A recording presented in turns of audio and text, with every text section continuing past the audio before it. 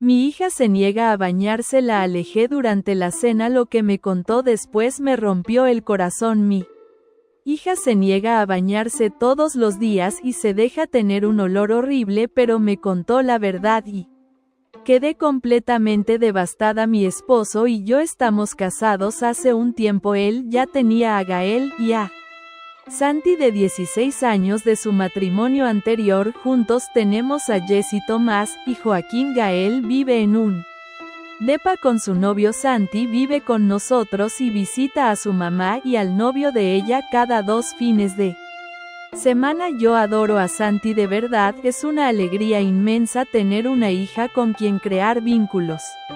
Hablando de forma egoísta, realmente amo a la mujercita en la que se está convirtiendo porque es dulce, generosa y súper lista. Nos divertimos mucho saliendo solo nosotras dos, como dije, además de los momentos buenos. Creo que es una joven inteligente con la cabeza bien puesta y me siento muy orgullosa de su fortaleza de carácter. Creo que nuestro vínculo es fuerte. El único problema es que últimamente Santi empezó a tener un olorcito bastante fuerte. Está en esa etapa en que los adolescentes necesitan bañarse más de una vez al día para quitarse el sudor, pero tengo suerte si se baña una vez al día o se cepilla los dientes en la mañana o en la noche, pero fuera de eso puro aliento. Si no va a salir de casa, por lo general pasa el día en su pijama sudado, tirada en el sofá, con el pelo súper graso, así que la mayoría de los fines de semana con nosotros son así. A veces se baña el viernes y luego recién el lunes. No sé cómo maneja eso en casa de su mamá. Intenté hablar de forma delicada para que se cuidara más, pero ella suele estar de acuerdo. Sigue la rutina unos 2 o 3 días y después vuelve a los hábitos asquerosos. Ayer intentó sentarse a mi lado durante la cena. El olor era terrible. Había salido a correr y no se molestó en bañarse. Cuando volvió le dije que tenía que cambiar de lugar por el olor a sudor. A Santi se le llenaron los ojos de lágrimas, lo que me rompió el corazón, y terminó sin cenar. Tampoco salió de su cuarto hasta hoy al mediodía. Mi esposo dijo que fui insensible, pero tampoco pudo darme una mejor idea de cómo manejar esto. Santi es superactiva, corre, anda en bici, nada, juega al fútbol. Ya intentamos enfoques más suaves, pero los ignora o los sigue. Solo una semana invertimos en buenos productos: jabón, desodorante, acondicionador, champú, pasta de dientes, cepillo eléctrico, además de soluciones rápidas como perfume, champú seco, mentitas, chicles. El único que usa es la mentita. Se baña de 3 a 6 veces por semana. Ya intentamos ser más firmes diciéndole que solo iríamos a eventos si estaba limpia, pero simplemente lo ignoraba y pasaba otro día sin bañarse. Antes solía cuidarse bien, incluso después de la pubertad mantenía la higiene. Recién últimamente empezó a resistirse. Su mamá no ayuda con eso. Estoy preocupada por los posibles motivos detrás de este cambio. Parece que va al colegio sin bañarse por 2 o 3 días. No quiero que eso afecte su vida escolar, que se vuelva la chica que huele mal, y también quiero entender por qué se siente incómoda con eso, y aún así no se baña en la mañana. Antes de ir al colegio hablamos sobre la cena. Le pedí disculpas por haberla lastimado. Le dije que reaccioné mal y que lamento mucho haberla hecho sentir tan sucia como para no poder estar cerca de mí. Ella explicó que dolió más porque quería estar cerca de mí y el hecho de que yo me alejara le dolió más que escuchar que olía mal. Hablamos antes de subir al auto y durante el camino para asegurarme de que estaba bien emocionalmente para ir a clase, o si prefería tomarse un tiempo. También me pidió disculpas. Dijo que sabe que necesita cuidarse más, pero que muchas veces simplemente no quiere. Fue un buen punto de partida. No profundizamos mucho en el tema en el auto, sobre todo porque dijo que quería pensar bien cómo explicar lo que está pasando. También pidió que Cuando habláramos fuera solo entre nosotras hasta que se sintiera lista para hablar con su papá me sentí entre honrada y preocupada. Dios mío, estuve tan nerviosa todo el día, no voy a mentir, tenía mil teorías en la cabeza. Me obligué a sentarme y considerar todas las posibilidades, incluso las más aterradoras. Busqué señales de neurodivergencia, historias de supervivientes de abuso y problemas físicos que podrían estar relacionados. Admito que antes no tomé en serio el lado de la salud mental. Porque fuera del tema de la higiene, ella parece estar bien, buenas notas, amistades estables y nunca mencionó nada preocupante sobre la casa de su mamá o el novio de ella. Antes, cuando le preguntábamos por qué no se bañaba, decía que se le olvidó, que no tenía ganas o que lo haría después. Me di cuenta de que fallé con ella en muchos detalles pequeños que al sumarse se volvieron algo enorme. Duele reconocer eso. Cuando salió del colegio empezamos a hablar de forma indirecta sobre el tema que dijo que quería tratar. Reforzó que por ahora esa conversación sería solo entre nosotras dos hasta que se sintiera lista para hablar con su papá. Nunca olvidaré esa noche, el olor era tan penetrante que me revolvía el estómago, pero lo que realmente me rompió fue la mirada de Santiago cuando le pedí que se alejara de mí en la mesa. No me gritó, no hizo una rabieta, solo bajó la cabeza lentamente, se levantó sin decir una palabra y desapareció escaleras arriba. Lo siguiente que oí fue la puerta de su habitación cerrándose con un clic tan suave que dolía más que un portazo. Era viernes por la noche. Vivimos en Girona en una casa adosada con patio al fondo. La cena era siempre algo especial. Cuando estaban todos, Tomás, Joaquín y Jessie hablaban entre ellos con esa energía de niños que aún no han aprendido a escuchar. Mi marido Víctor intentaba poner orden con su voz calmada, pero esa noche fue distinta. El aire estaba cargado de algo más que olores, tensión, vergüenza, algo que no podía nombrar aún. Santi, como le llamamos cariñosamente, llevaba días con ese olor corporal fuerte. Intenté abordarlo con suavidad al principio, comprándole desodorantes nuevos, proponiéndole duchas con aromas agradables, ofreciéndome a ir con ella a elegir productos, pero nada funcionaba. Ese viernes, después de volver de correr, se sentó a mi lado sin ducharse. El sudor había secado sobre su piel y la camiseta gris que llevaba tenía manchas oscuras en las axilas. No pude, simplemente no pude. Sani, por favor, ¿puedes sentarte en la otra punta de la mesa?, le dije con la voz más neutra que logré fingir, pero mi gesto de cubrirme la nariz lo dijo todo. Los ojos de Santi se llenaron de lágrimas en un instante. Ni siquiera esperó a que alguien reaccionara, se levantó y se fue. ¿Era necesario eso?, me preguntó Víctor en voz baja, visiblemente molesto. Podrías haberlo dicho en privado. Y cuando Víctor, antes o después de que los niños pregunten por qué huele mal o cuando ya nadie quiera sentarse a su lado en el colegio, no me respondió, solo se encogió de hombros y continuó comiendo como si el resto del mundo no se estuviera desmoronando. Esa noche no pude dormir. Escuché pasos suaves por el pasillo, el crujido de la escalera de madera, y luego silencio. A la mañana siguiente Santi no salió del cuarto ni para desayunar. A mediodía finalmente bajó. Tenía los ojos hinchados, pero su voz era tranquila. ¿Podemos hablar? Nos sentamos en el patio. Estaba nublado, hacía frío, pero no quería que los niños oyeran. Me pidió perdón, dijo que sabía que tenía que cuidar su higiene, pero que a veces no podía. Le pregunté si algo le dolía, si se sentía triste, si pasaba algo en casa de su madre. Negó todo, pero su voz tembló justo en esa parte. Solo no quiero hablar de eso ahora, pero cuando hable quiero que seas tú la primera en saberlo. ¿Puedes prometerme que no le dirás nada a papá hasta entonces? La miré. Era una promesa peligrosa, pero También un voto de confianza asentí, te lo prometo, nos abrazamos, su cuerpo estaba rígido al principio pero luego se derritió en mis brazos como si llevara meses necesitando ese contacto, no le insistí, no era el momento. Cuando se subió al coche para ir al instituto me quedé en el patio, mirando el cielo gris. Algo no encajaba, ese cambio en Santi, esa dejadez repentina, la tristeza silenciosa. No era simple rebeldía adolescente, había algo más, algo que estaba ocultando y que le dolía tanto que prefería oler mal antes que enfrentarlo. Esa misma tarde, mientras ordenaba su ropa, encontré algo escondido bajo una toalla sucia en el fondo del armario, una camiseta masculina de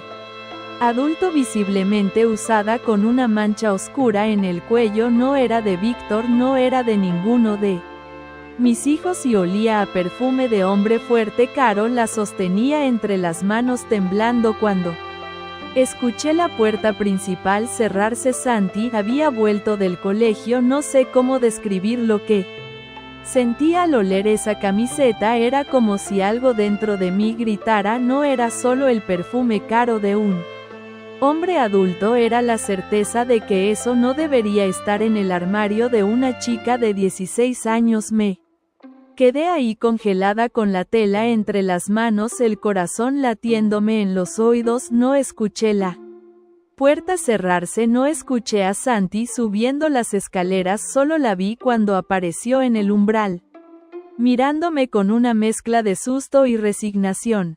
¿Qué haces con eso? No supe qué decirle, no quería gritar, no quería acusarla, solo sentía una angustia absurda en el pecho. Me limité a extenderle la camiseta con una mano temblorosa.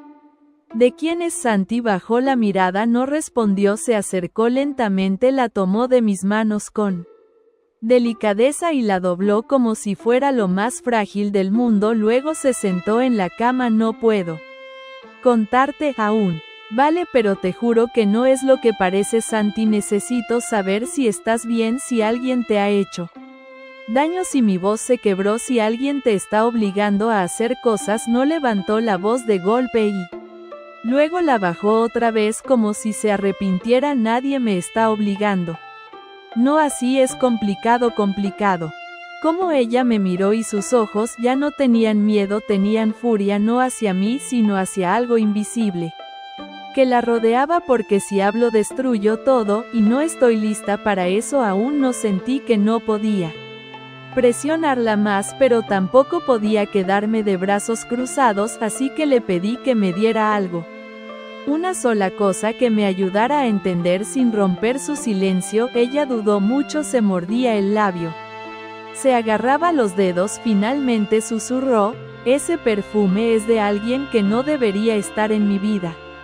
Eso me dejó paralizada. No dijo más, me levanté, salí del cuarto y fui directa al baño, cerré la puerta y lloré en silencio. No sabía qué hacer, no podía ir a Víctor sin traicionar su confianza, pero tampoco podía quedarme quieta sabiendo que algo turbio la envolvía. Esa noche apenas dormí, soñé con pasilloscos, puertas que no se abrían y voces masculinas riéndose detrás de las paredes. Cuando amaneció decidí que necesitaba ayuda, no podía con esto sola. Llamé a Clara, una amiga de años que ahora trabajaba como psicóloga en un centro juvenil en Barcelona. Conocía bien los protocolos, sabía detectar señales y sobre todo tenía una forma especial de hablar con adolescentes. Nos citamos para tomar un café esa misma tarde en el centro. Me senté con ella en una terraza del barrio de Gracia y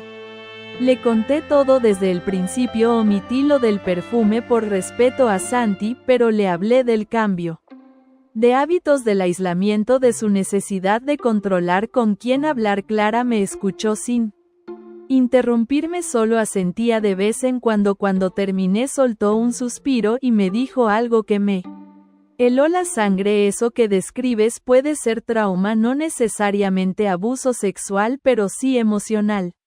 Manipulación, control, algo que la hizo dejar de sentirse dueña de su cuerpo. Me dio un par de nombres. de terapeutas especializados en adolescentes y me ofreció hablar con Santi si ella lo aceptaba. Volví a casa con una mezcla de alivio y terror, al menos tenía un camino, una salida, pero no sabía aún qué tan profundo era el pozo. Esa noche después de cenar Santi bajó con el pelo mojado, se había duchado sin que yo se lo pidiera, me miró de reojo y dijo con voz bajita: gracias por no haberme traicionado hoy. No supe qué decirle, solo le acaricié el brazo con ternura. Fue la primera vez en semanas que se sentó conmigo en el sofá para ver algo juntas. Pusimos una película pero no la vimos. Estábamos allí en silencio compartiendo algo invisible pero poderoso, y justo cuando pensé que el día había terminado en calma recibí un mensaje en mi móvil. Era de una cuenta anónima, una sola frase: no te metas en lo que no entiendes. Me quedé mirando el mensaje durante minutos con el corazón latiéndome en las sienes. Le di la vuelta al móvil como si eso pudiera borrar lo que acababa de leer.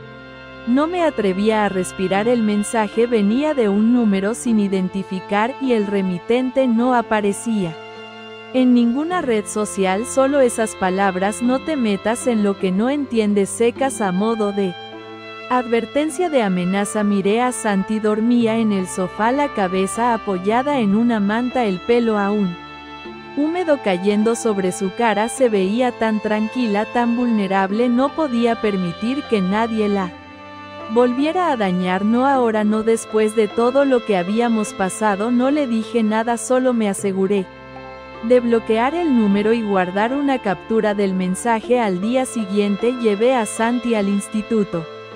Como siempre en el camino intenté mantener la conversación ligera sin tocar el tema de la camiseta ni del mensaje.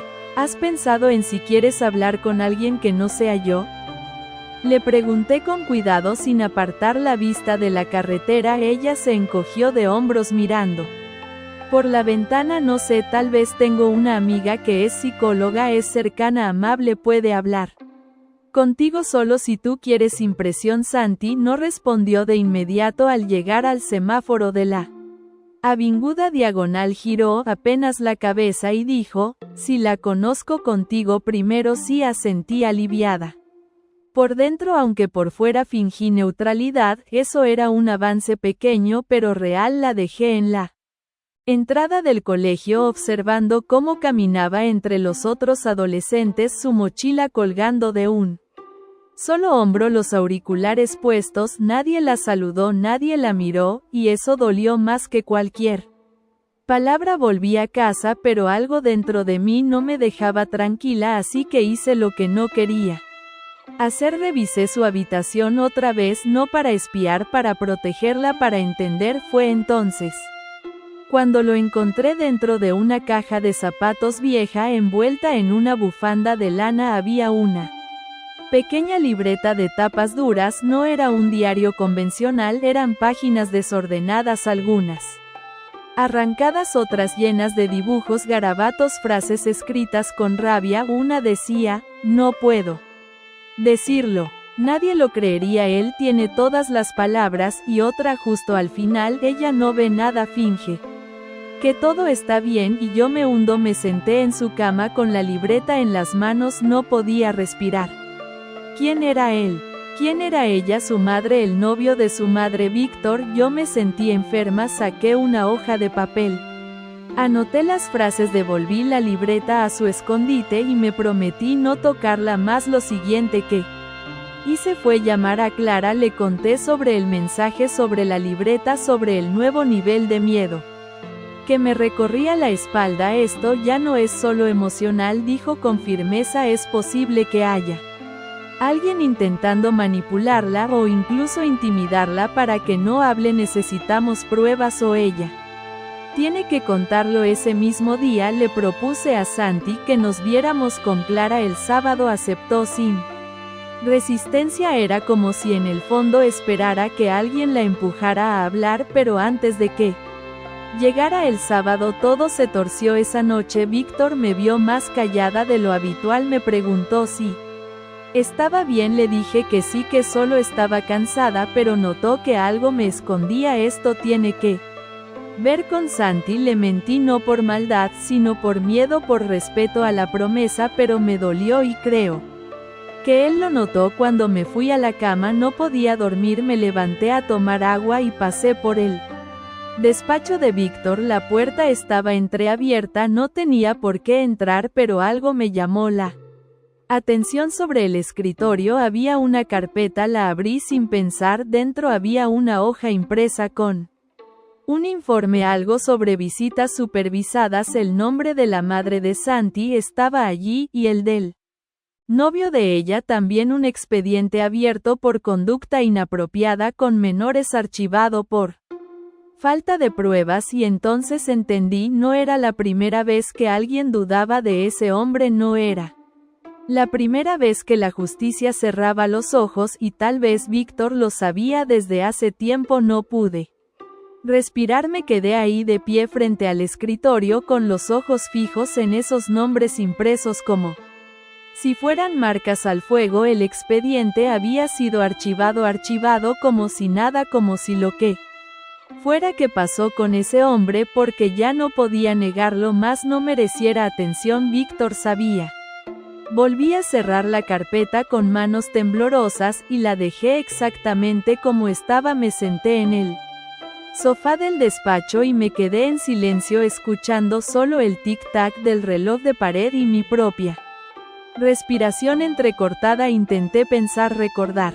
Alguna vez había notado algo extraño entre Víctor y la madre de Santi, una conversación, una mirada que delatara algún secreto compartido. No, nunca, pero eso no significaba que no existiera. Tal vez lo sabía, tal vez lo sospechaba, tal vez solo decidió no querer saber. Dormí mal esa noche, si es que se puede llamar dormir a cerrar los ojos y repasar 1000 versiones del mismo infierno en mi cabeza. A la mañana siguiente me levanté antes que todos, preparé café como siempre, pero no desayuné. Me quedé mirando por la ventana de la cocina, observando cómo los primeros rayos del sol acariciaban las macetas del patio. En ese instante me sentí atrapada, como si todo lo que había construido, mi matrimonio, mi familia, mi hogar, fuera una ilusión que se deshacía lentamente. Santi bajó las escaleras en pijama, me saludó con un beso en la mejilla, algo que no hacía desde hacía semanas. Sonrió tímidamente, yo también intenté sonreír, pero creo que se me notó la tensión. ¿Todo bien?, preguntó. Asentí, no quería cargarla con más incertidumbre. No ahora, no. Cuando por fin había aceptado hablar con Clara, solo faltaban unas horas. Víctor bajó, después me miró, notó algo, pero no preguntó. Habló con los niños, hizo un par de bromas, todo como si el mundo no estuviera desmoronándose bajo sus pies, y eso fue lo que me empezó a asfixiar, su aparente normalidad. Después de comer llevé a Santi a ver a Clara. Fue un encuentro tenso al principio. Se saludaron con cordialidad pero con cautela. Me quedé fuera del despacho mientras hablaban. Cada minuto se me hacía eterno. Me sentía como si estuviera esperando el veredicto de un juicio que cambiaría nuestras vidas. Pasaron casi 50 minutos cuando Santi salió. Sus ojos estaban enrojecidos, pero su expresión era tranquila. No dijo nada, solo me abrazó, no como una niña que busca consuelo, sino como una mujer que reconoce a otra que ha estado aguantando demasiado. ¿Te fue bien?, pregunté sin presionar. Sí, hablaremos más, me gusta ella. ¿Quieres contarme algo? Aún no, pero estoy más cerca. Eso era suficiente de momento. Esa noche no cenamos en familia. Los niños querían pizza y película, así que se encerraron en el salón. Víctor y yo nos quedamos en la cocina. Yo no podía más. ¿Sabías lo del informe?, le solté sin rodeos. Víctor dejó de cortar el pan, me miró, no fingió sorpresa. Solo se quedó en silencio. No me lo ocultes, dije. Ya no sabía que habían existido sospechas, pero el caso se cerró. La madre de Santi nunca quiso llevarlo más lejos, dijo que todo era un malentendido. con su expareja anterior y tú le creíste. Quise hacerlo por Santi, por no romperle más el mundo. Sentí que me temblaban las piernas, me apoyé en la encimera y ahora.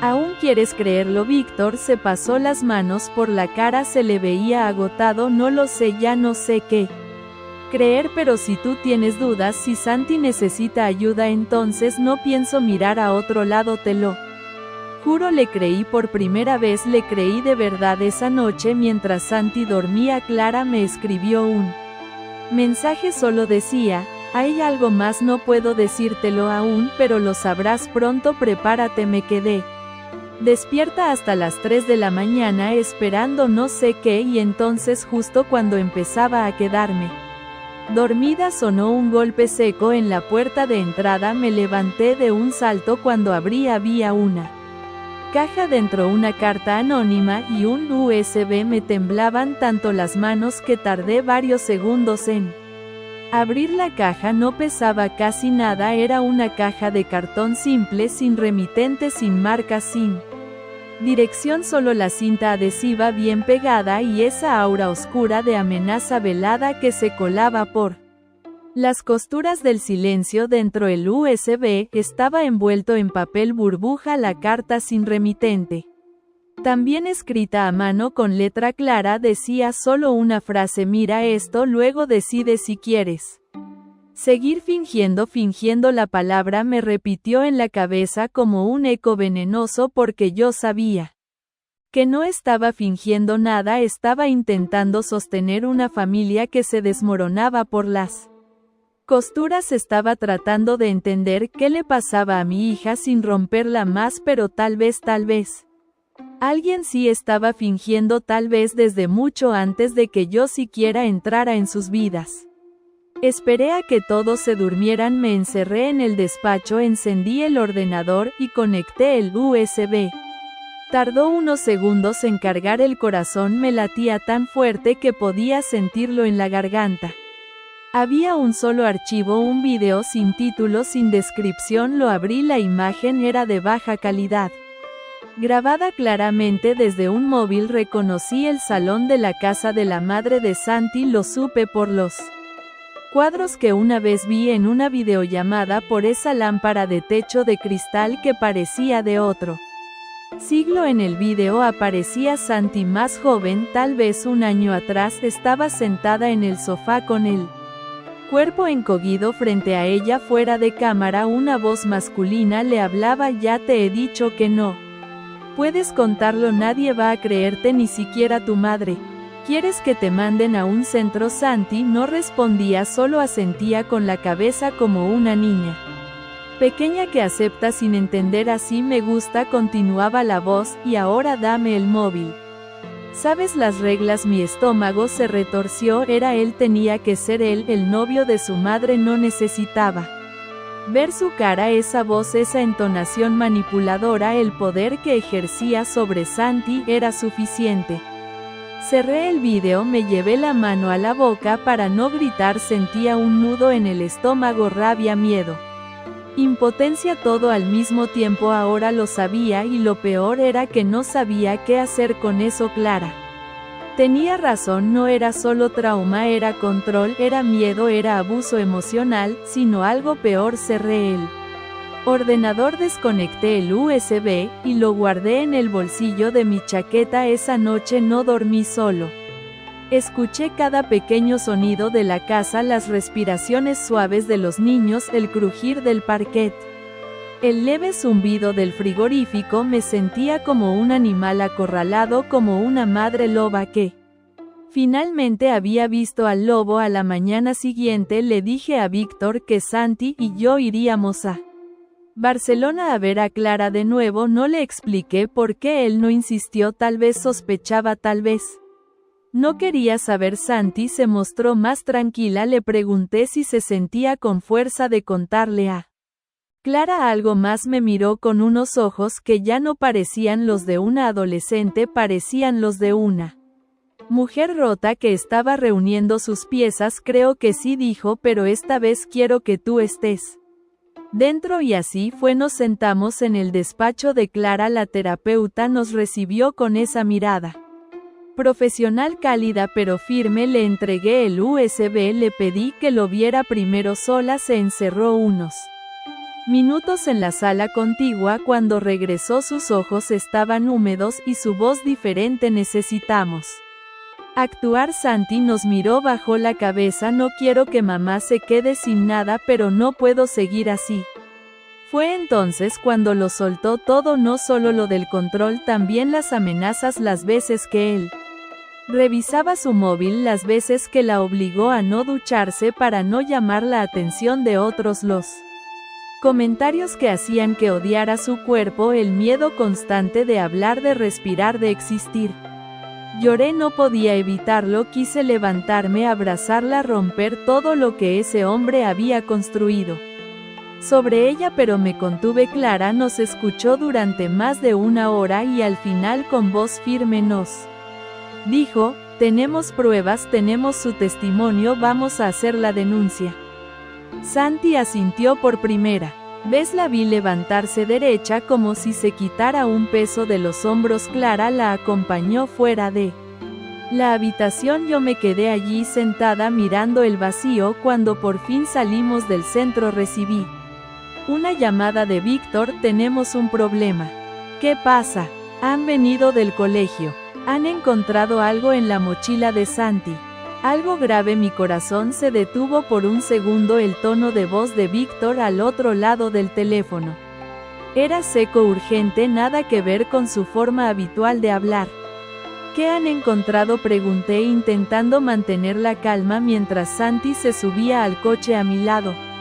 Dicen que una profesora encontró un arma blanca en la mochila de Santi, un cuchillo de cocina de unos 15 centímetros. Están esperando que vengamos. Me quedé muda. No podía ser Santi nunca, no, simplemente no podía. Dijeron algo más que ella no supo explicar por qué lo tenía, que se mostró nerviosa, cerrada y que por protocolo tienen que avisar a servicios sociales. Miré a Santi, seguía con el cinturón abrochado mirando su móvil. No había escuchado nada. Apreté el volante. El aire dentro del coche se volvió denso y respirable. Vamos para allá, le dije a Víctor. Ahora mismo. Colgué y arranqué sin decir nada. No podía, necesitaba pensar cómo abordar esto sin romper el frágil equilibrio que acabábamos de lograr. ¿Todo bien?, preguntó Santi notando mi silencio. Tenemos que pasar por el colegio, dije. Dicen que hubo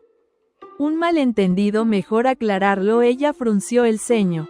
¿Qué tipo de malentendido? Lo sabremos al llegar. No dije más. Sabía que si intentaba Sonsa sacarle algo ahora la perdería. Tenía que mantener la calma. Al llegar la directora nos esperaba en su despacho, una mujer de unos 50 años, mirada firme pero no hostil. Víctor estaba ya allí de pie con los brazos cruzados. Al vernos se volvió hacia mí con una expresión que no supe descifrar. Gracias por venir tan rápido, empezó la directora. Encontramos esto en la mochila de Santiago durante una revisión rutinaria de objetos prohibidos en las aulas. Sobre la mesa un cuchillo de mango negro. No era de los nuestros. No lo reconocía. Santiago dijo que no recordaba haberlo metido ahí, pero también admitió que a veces lo lleva por si acaso. Mi garganta se secó.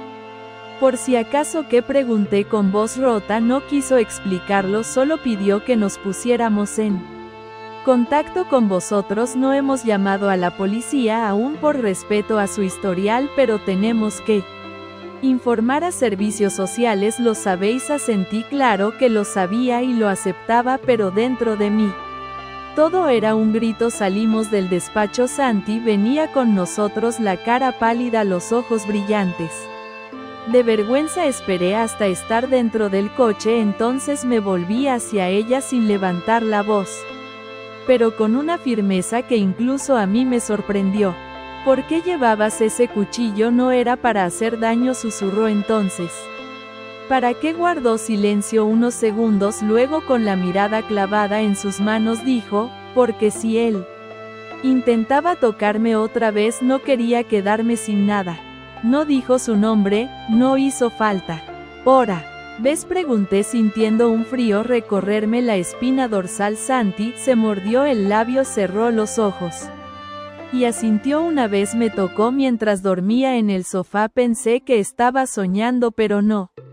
Luego me dijo que lo imaginé, que estaba medio dormida. Mamá le creyó a él. El silencio en el coche era tan espeso que costaba respirar. Víctor se quedó mirando al frente sin decir una palabra, pero su mandíbula estaba tan tensa que parecía que iba a romperse. Yo solo pude estirar la mano y tomarla de Santi. La suya temblaba. No está sola nunca más. Regresamos a casa sin hablar. Clara nos ayudó a presentar la denuncia esa misma noche. El video del USB, el testimonio de Santi, el incidente del cuchillo, todo se entregó. La policía se tomó su tiempo, pero al cabo de una semana el novio de la madre fue detenido. Santi no celebró, no lloró, solo pidió estar sola. Se encerró en su cuarto y no quiso salir en todo el día. Al anochecer subí con una bandeja de comida, toqué la puerta suavemente. ¿Puedo pasar? Sí, entré. Estaba en la cama envuelta en una manta. La habitación estaba en penumbra. ¿Has hablado con mamá?, me preguntó sin mirarme. No aún. Ella te odiará, puede ser, pero tú me necesitas y ahora eso es lo único que me importa. Se quedó en silencio, luego me miró y dijo con voz quebrada: a veces desearía que tú fueras mi madre. Me acerqué, la abracé, no dije nada porque lo era. En todo lo que importaba lo era, y justo cuando creía que el horror había terminado sonó el móvil. Era la madre de Santi y gritaba, lloraba. ¿Qué le habéis hecho? ¿Qué habéis hecho, hijos? De las palabras de la madre de Santi eran gritos entrecortados. La señal del móvil iba y venía, pero no hacía falta oírlo todo para sentir el veneno detrás de cada palabra. Habéis arruinado mi vida, lo has destrozado todo. ¿Cómo pudiste permitir que mi hija, tu hija, habló? La interrumpí, mi voz firme, fría, y no lo hizo para destruirte a ti, sino para salvarse a sí misma. Esa niña está confundida, le habéis metido cosas en la cabeza. Ella no sabe lo que dice, tú sabes lo que ella ha vivido. Silencio, solo su respiración agitada. Al otro lado de la línea escucha. Continué sin permitirle recuperar el control. Esto no es un ataque. Esto es la consecuencia de tus decisiones de mirar a otro lado, de proteger a un hombre en lugar de a tu hija. Él nunca le haría daño. Entonces mírala a los ojos y dile eso. Después de lo que contó, después de lo que grabaron, colgó. Me quedé en el pasillo, el móvil aún en la mano, temblando de rabia contenida. No sabía si llorar, gritar o vomitar, pero no tenía tiempo para eso. Fui hasta el cuarto de Santi, toqué suavemente la puerta. Era ella, ¿verdad? Sí. ¿Qué dijo? Nada que tú no hayas escuchado antes. Santi asintió despacio, se abrazó a las piernas sentada sobre la cama. ¿Sabes qué es lo peor? Que una parte de mí todavía quiere que me abrace y diga que me cree, que me proteja. Me acerqué, me senté a su lado. Eso no te hace débil, eso te hace humana, pero también significa que tú ya estás más allá de ella. Has dicho la verdad, y eso vale más que cualquier abrazo.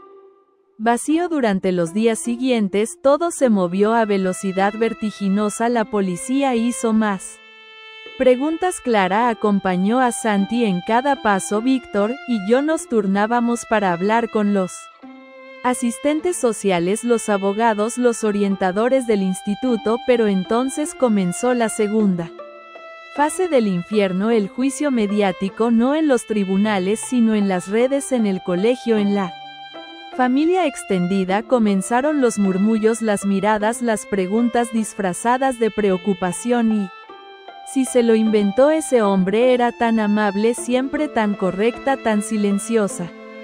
¿Quién iba a imaginarlo? Los aliados comenzaron a desaparecer, invitaciones canceladas, padres que ya no dejaban que sus hijos vinieran a casa, vecinos que antes saludaban y ahora cruzaban la calle. Santi lo notó, lo vivió, lo absorbió. Un sábado por la tarde la encontré mirando su móvil con los ojos secos y vacíos. En su perfil de Instagram alguien le había escrito: "Tú solo quieres atención. Deberías darte vergüenza". Se lo quité de las manos: "No mires eso más, no vale la pena". ¿Y qué si lo vale?, preguntó sin emoción. Tu dignidad, tu verdad, el camino que elegiste. ¿Y si me equivoco? ¿Y si mamá tenía razón? Y todo esto fue un error. ¿Recuerdas la grabación? Las cosas que él te decía. Las noches sin dormir. El miedo a ducharte, sí, susurró. Entonces no lo olvides, porque esa verdad es la que te va a salvar. Nos abrazamos y esa noche decidí que no me iba a quedar callada más. Preparé un texto, un relato personal, honesto, directo. Lo escribí desde lo más profundo. No nombré a nadie, no señalé culpables. Solo conté cómo una madre, aunque no biológica, eligió creer en una niña que estaba siendo destruida. En silencio lo publiqué en mi cuenta personal de Facebook, y se hizo viral. Cientos de mujeres comenzaron a comentar, a compartir, a contar sus historias, a decir: "Yo también". Recibí mensajes de apoyo y también amenazas, pero algo había cambiado. Ya no tenía miedo. Un día después de la publicación recibí un correo desde una dirección extraña. No tenía texto, solo un archivo adjunto. Lo abrí, era un escaneo de un documento notarial, y en él una solicitud de custodia exclusiva firmada por la madre de Santi. Pero lo más impactante no fue eso, era la cláusula final escrita a mano.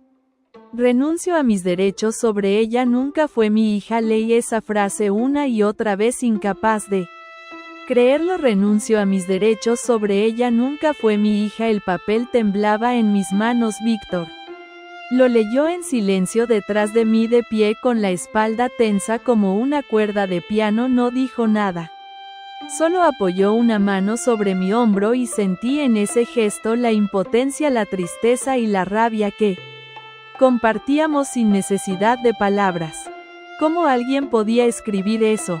¿Cómo una madre podía renunciar a su hija como si fuese un objeto olvidado en una mudanza? Lo primero que pensé fue que no podía mostrarle el documento a Santi, no así, no ahora, no mientras aún sostenía una pequeña llama de esperanza dentro de ese pecho herido, pero no iba a ocultárselo para siempre.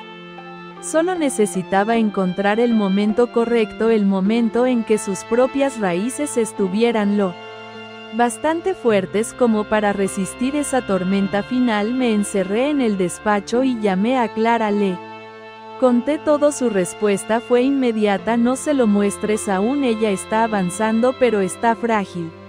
Esa frase podría arrastrarla de nuevo al abismo. Lo sé, respondí con un nudo en la garganta. Déjame trabajar con ella primero, fortalecer esa parte que aún cree que necesita ser querida por alguien que la abandonó. Cuando esté lista se lo mostraremos juntas. Gracias, Clara, gracias a ti por no rendirte. Colgué, apoyé la frente contra el escritorio, respiré hondo. No podía permitirme quebrarme. No. Ahora esa semana fue extraña en casa. Santi comenzó a sonreír, más pequeñas sonrisas pero sinceras. Empezó a ducharse por voluntad propia. Me pidió que fuéramos juntas a comprar ropa nueva. Quería empezar de cero, según sus palabras. Cambió de peinado, comenzó a escribir en una libreta nueva. Incluso retomó contacto con dos amigas del colegio que la habían defendido en los momentos más difíciles. Una tarde, mientras la acompañaba a la biblioteca del barrio de San Narcis, me tomó de la mano. No dijo nada, solo apretó, y yo supe que sin importar lo que dijera un papel, ella me había elegido, me había hecho madre, no por la sangre, sino por todo lo demás. La noticia de la renuncia corrió rápidamente. Al parecer su madre lo había hecho para evitar un proceso legal largo. Quería desentenderse, quería silenciar el escándalo. Su familia cortó contacto con nosotros. Algunos conocidos se alejaron también, pero otros se acercaron: padres, madres, incluso profesores que nos Ofrecieron apoyo, ayuda, recursos. Santi fue asignada a un nuevo terapeuta del sistema, pero Clara seguía siendo su base emocional. Yo fui reconocida legalmente como tutora provisional en menos de un mes. El proceso fue tan rápido que no tuve tiempo de asimilarlo de un día para otro. Esa niña que entró en mi vida de forma torpe, cargando cicatrices que yo no sabía ver, era ahora oficialmente mi responsabilidad y mi hija. Una noche mientras cocinábamos juntas, Santi me miró con esa madurez que había surgido de tanto dolor. ¿Tú crees que uno puede olvidar todo esto algún día? No le dije con honestidad, pero se puede aprender a vivir sin que duela tanto. Se puede usar el dolor para construir algo más fuerte, algo que nadie pueda romper.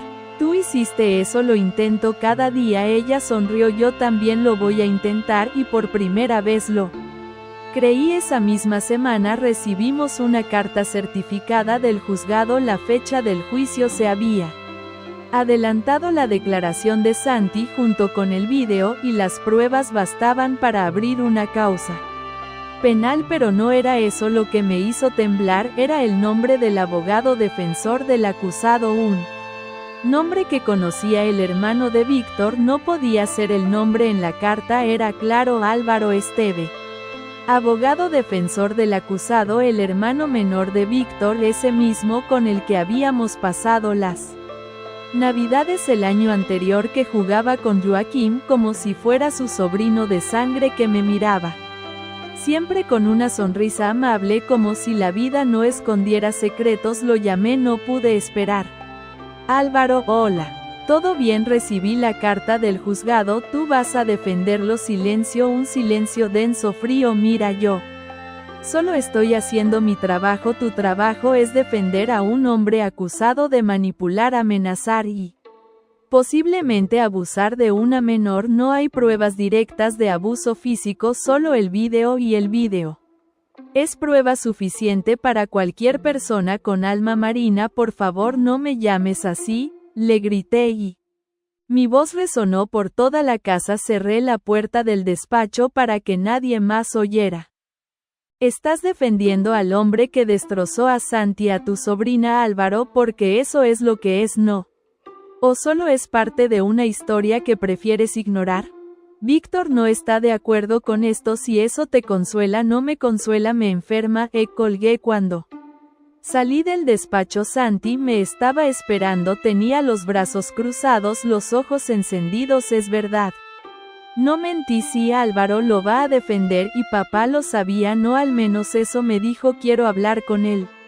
¿Estás segura? Sí, quiero ver si todavía tengo un padre. Esa noche nos sentamos los tres en la sala.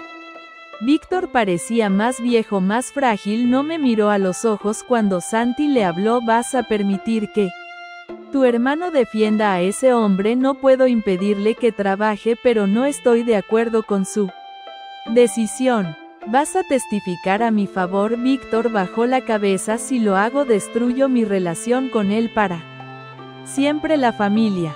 ¿Qué familia, papá?, interrumpió Santi con la voz quebrada. Yo soy tu familia. Me levanté. No podía ver más, no podía oír más. Me encerré en el baño y lloré en silencio, con las manos temblando sobre el lavabo. Cada vez que parecía que el mundo empezaba a reconstruirse, alguien lo volvía a demoler. Santi durmió conmigo esa noche. No dijo nada. Se acostó a mi lado como cuando era pequeña y tenía pesadillas. Acaricié su cabello en silencio. Habíamos llegado tan lejos. No íbamos a rompernos ahora. El día del juicio llegó Santi. Fue valiente. Clara estuvo con ella, y también una abogada de oficio que empatizó desde el primer momento. El video fue admitido como prueba. Las declaraciones médicas confirmaron los efectos del trauma. El cuchillo en la mochila, la denuncia previa archivada, todo formó un relato consistente. El acusado lo negó todo, y Álvaro lo defendió con vehemencia, atacando la credibilidad de Santi, insinuando que era una adolescente inestable manipulada por una madrastra. Emocionalmente invasiva me contuve con todas mis fuerzas pero al final del día el fiscal pidió prisión preventiva y el juez accedió. Al salir del juzgado nos encontramos con Álvaro en el pasillo, nos miró sin decir nada, quise pasar de largo pero Santi se detuvo, lo miró directamente a los ojos. ¿Dormirás tranquilo hoy? Él no respondió y por primera vez bajó la mirada esa noche. Mientras recogía la cocina Santi apareció con algo en la mano, una caja de cartón. ¿Qué es eso? Quiero quemarlo todo, cartas, fotos, cosas de mamá del pasado, no quiero más sombras en esta casa. Nos fuimos al patio, hacía frío, el cielo estaba despejado, y cada estrella parecía un ojo atento. Encendimos una pequeña fogata y una por una lanzó las cosas al fuego, no lloró, no se quebró. Solo observó cómo ardía. ¿Y ahora qué?, le pregunté. Ahora empiezo de nuevo, y en ese momento me abrazó, pero esta vez no era una niña buscando consuelo, era una mujer reconstruyéndose sobre sus propias cenizas. Y entonces sonó el timbre de casa. Cuando abrí la puerta me encontré con algo que no esperaba, era la madre de Santi sin maquillaje, ojeras profundas y en la mano un sobre. Necesito hablar con ella, dijo con la voz hecha trizas. Y contigo también, no la veía desde hacía meses. En todo ese tiempo su ausencia se había convertido en un hueco cómodo, silencioso, pero verla ahí frente a mi puerta con los ojos hundidos y las manos temblando me descolocó por completo. ¿Qué haces aquí?, pregunté con una mezcla de rabia contenida y desconfianza. No vengo a pelear, vengo porque no puedo más. Santi se asomó desde el pasillo, la vio, no dijo nada, se quedó inmóvil. Yo miré a ambas, la tensión era tan densa que me costaba respirar. ¿Puedo pasar?, preguntó la madre casi en un susurro. Solo si ella quiere, respondí girándome hacia Santi. La chica no habló, solo hizo un leve gesto con la cabeza, asentir, apenas perceptible, pero era un sí. Entró, se sentó en la sala como si fuera una extraña, miraba todo pero no veía nada. Abrió el sobre que traía dentro, una carta escrita a mano temblorosa, me la entregó pero no la abrí. Quiero que la leas cuando estés sola, dijo. No vengo a justificarme, solo a reconocer lo que no vi, lo que no quise ver. Santi no la miraba directamente pero escuchaba. No sé si alguna vez podrás perdonarme y no vengo a pedirte eso, solo quiero que sepas que me estoy yendo a Zaragoza. Me ofrecieron trabajo allí, un nuevo pero no me podía ir sin verte una vez más y decírtelo con los ojos. Se levantó y antes de irse miró a su hija por última vez. Tú siempre fuiste mi hija, fui yo quien no estuvo a la altura, lo siento. Salió sin más, ni un abrazo ni una lágrima. Fue extraño, silencioso, pero en ese silencio había algo que antes no existía: sinceridad. Santi cerró la puerta, no habló, se apoyó contra ella con los ojos cerrados. ¿Estás bien?, le pregunté. Sí, estoy rara, pero bien. ¿Quieres leer la carta? No, aún no. Durante los días siguientes Santi empezó a florecer de verdad. No era solo que se duchara o comiera bien, era otra cosa. Empezó a escribir un blog, a ir al psicólogo sin que se lo recordáramos, a estudiar con más entusiasmo, a escuchar música de nuevo. Incluso me pidió apuntarse a clases de defensa personal, no para atacar, dijo, para no tener miedo. Víctor y yo hablamos mucho, nos dimos un tiempo. Él se mudó a un piso cerca del trabajo en Figueres. Nos seguimos viendo, sobre todo por los niños. No hubo odio, solo distancia necesaria. Tal vez un día volvamos a acercarnos, tal vez no. Santi fue reconocida legalmente como hija adoptiva mía después de una audiencia corta pero intensa. Lloramos las dos. Me tomó la mano cuando el juez firmó los papeles y dijo: ahora sí que soy tuya oficialmente. Siempre lo fuiste, le respondí. El juicio contra el agresor avanzó. Fue condenado a 7 años por coacción, amenazas y abuso de confianza con menor. No lo suficiente, pero al menos no quedó impune. Álvaro, el hermano de Víctor, fue duramente criticado en redes por su Defensa su despacho perdió varios clientes importantes. Lo último que supe fue que se fue a Madrid. La madre de Santi me escribió una última vez desde Zaragoza, me agradeció, me dijo que no esperaba redención pero sí aprender, y que algún día, si Santi lo permitía, le gustaría tomar un café con ella. Solo para escucharla. La carta que me entregó esa noche sigue guardada en mi cajón, aún no la leí. Tal vez nunca lo haga, tal vez sí, cuando ya no duela tanto. Hoy Santi cumple 17 años, la veo en el jardín, riendo con Tomás y Joaquín, ayudándoles a decorar la mesa. Ha crecido en estatura, en espíritu, en fuerza. A veces me mira como si aún buscara asegurarse de que estoy, y yo siempre le devuelvo esa mirada con la misma respuesta: no me voy a ir. Ha sido un camino duro, pero sobrevivimos, y no solo eso, nos transformamos, porque la verdad, aunque queme, es también una forma de renacer. Y ahora, cuando la gente me pregunta cómo empezó todo, les digo la verdad: todo empezó con un olor